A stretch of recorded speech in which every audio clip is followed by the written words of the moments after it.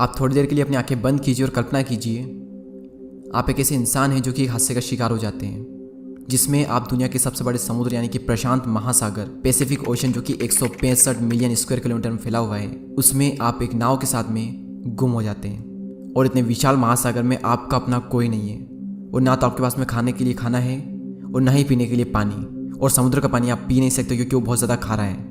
और वापस जाने के लिए आपके पास में कोई साधन नहीं है। आपको नहीं पता है कि आप समुद्र में किस जगह पर हो और आपको कहाँ जाना है। कई सारे बड़े बड़े जहाज आपके नज़दीक से गुजरे लेकिन उनमें से किसी की भी नज़र आप पर नहीं पड़ी। आप सिर्फ एक उम्मीद पट्टी क्योंकि कोई आएगा जो कि मुझे यहाँ से निकाल करके ले जाएगा, लेकिन वहाँ पर कोई नहीं आता। आप अपनी आंखें खोल सकते हैं और भगवान का शुक्रिया अदा कीजिए कि ये सिर्फ एक इमेजिनेशन थी। लेकिन आज जो कहानी मैं आपको सुनाने वाला हूँ वो कोई इमेजिनेशन नहीं बल्कि एक रियल लाइफ स्टोरी है। और इस कहानी को सुनने के बाद में आपके रोंगटे खड़े हो जाएंगे। और ये कहानी है जोस सल्वाडोर एल्वरेंगा की, जो कि एक बहुत ही अच्छा मछुआरा था। बात है 17 नवंबर 2012 की। ये वो तारीख है जब एल्वरेंगा मेक्सिको के एक छोटे से गांव से निकला और गहरे समुद्र में मछली पकड़ने के लिए उतर गए। और मैं आपको बता दूं कि जिस समुद्र में वो उतरा था वो दुनिया का सबसे बड़ा ओशियन था, पैसिफिक ओशियन, यानी हिंदी में प्रशांत महासागर। और ये महासागर इतना बड़ा है कि इस पृथ्वी पर जितनी भी ज़मीन, रेगिस्तान, बर्फ, नदी, तालाब, झरने जितना भी है, इन सबको अगर मिला भी दिया जाए तो भी वो इस महासागर की बराबरी नहीं कर सकते। उस वक्त एल्वरेंगा के साथ में उसका एक दोस्त भी था और एल्वरेंगा का प्लान था कि वो 30 घंटे तक मछली पकड़ने के लिए निकलेंगे। और उसके हिसाब से उन्होंने अपने लिए खाना और पानी लिया था, लेकिन किस्मत को कुछ और ही मंजूर था। थोड़ी देर तक तो सब कुछ प्लान के अनुसार ही चला, लेकिन तभी एक खतरनाक तूफान ने दस्तक दी। शुरुआत में हल्की हल्की हवाएं चल रही थी और थोड़ी थोड़ी बारिश हो रही थी, लेकिन एल्वरेंगा ने उसे इग्नोर किया और आगे बढ़ता चला गया। लेकिन एल्वरेंगा को क्या पता था कि ये रिस्क उसे कितना भारी पड़ेगा। जब हवाओं की रफ्तार बढ़ी तो एल्वरेंगा समझ चुका था कि एक बहुत ही खतरनाक तूफान यहाँ आने वाला है। एल्वरेंगा ने नाव घुमाई और फिर से उसी दिशा में चल दिया जहाँ से वो आया था, लेकिन तब तक बहुत देर हो चुकी थी और वो दोनों तूफान का शिकार हो गए। एल्वरेंगा ने पूरी स्पीड में नाव को भगाया और जैसे तैसे तूफान से लड़ करके अपनी मंजिल पर पहुंचने ही वाले थे और तभी उनकी नाव का फ्यूल खत्म हो गया। और एक और बुरी बात कि उनके पास में नाव को चलाने के लिए कोई चक्कू नहीं थे और समुद्री लहरों ने उनकी दिशा मोड़ दी और उन्हें विपरीत दिशा में फिर से धकेल दिया। उनके पास कोई चारा नहीं था, बस एक आखिरी उम्मीद उनके पास थी, जो कि था उनका रेडियो, जिससे वो कॉन्टेक्ट कर सकते थे टीम से। लेकिन सामने से कोई रिस्पॉन्स आए उसका वेट करते करते उनके रेडियो की बैटरी खत्म हो जाती है और इसी के साथ उनकी आखिरी उम्मीद भी। उन्हें अब नहीं पता कि उनकी मंजिल अब किस दिशा में है और अब वो अपनी मंजिल से 400 किलोमीटर दूर आ चुके हैं। समुद्र इतना बड़ा, उनकी नाव इतनी छोटी कि रेस्क्यू टीम भी उन्हें ठीक से नहीं ढूंढ पाई। बुरे में और बुरा उनके साथ में ये हुआ कि वो जितना भी खाना पानी अपने साथ में लाए थे और जितनी भी मछलियाँ उन्होंने पकड़ी थी वो सब कुछ उन्होंने समुद्र में फेंक दिया था, जिससे कि नाव जो है वो स्पीड में चल सके। भूख से उनका हाल बेहाल हो चुका था और हालात उन्हें उनसे वो करवाया जो कि वो सपने में भी नहीं करना चाहते थे। अपनी भूख को मिटाने के लिए उन्होंने अपने हाथों से समुद्री जानवरों को पकड़ा और उन जानवरों को उन्हें कच्चा ही खाना पड़ा। और अपनी प्यास बुझाने के लिए बारिश का पानी पीते थे, लेकिन जब बारिश का नामो निशान दूर दूर तक नहीं होता था तब आप मानेंगे नहीं, उन्होंने जानवरों का खून और अपना पेशाब पिया।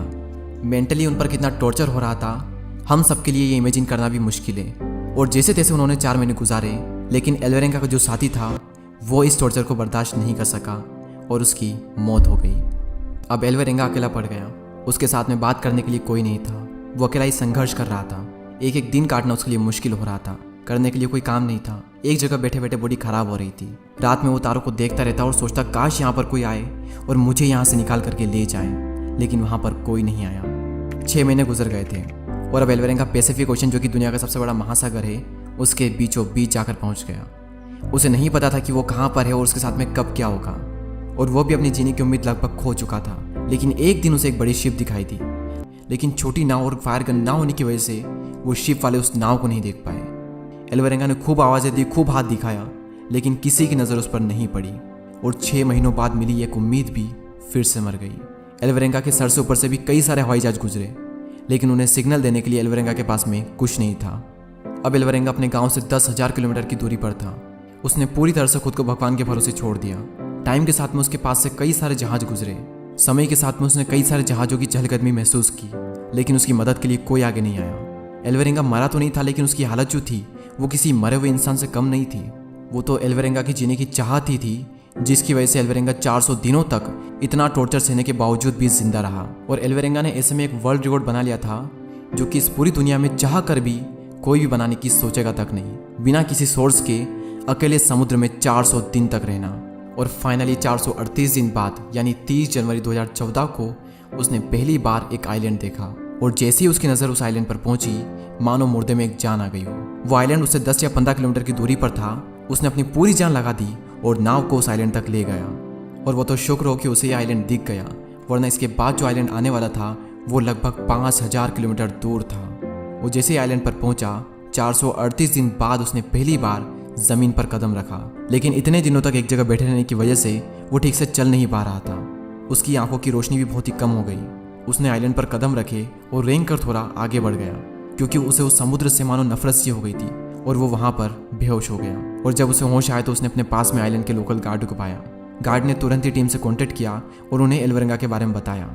एल्वरेंगा को अपने देश वापस भेज दिया गया। एल्वरेंगा जब वापस अपने परिवार के पास में पहुंचा तो सभी की आंखें खुली की खुली रह गई, क्योंकि सब ये मान चुके थे कि एल्वरेंगा अब इस दुनिया में नहीं रहा। और सबसे ज़्यादा खुशी एल्वरेंगा के माता पिता और 14 साल की उसकी एक बच्ची जिसका नाम फातिमा था उसको हुई। तो ये थी एक ऐसे इंसान की कहानी जो कि 400 से भी ज़्यादा दिनों तक एक समुद्र में अपनी हिम्मत के दम पर रहा। क्या सीखने को मिलता है इस कहानी से कि एक इंसान क्या कुछ नहीं कर सकता।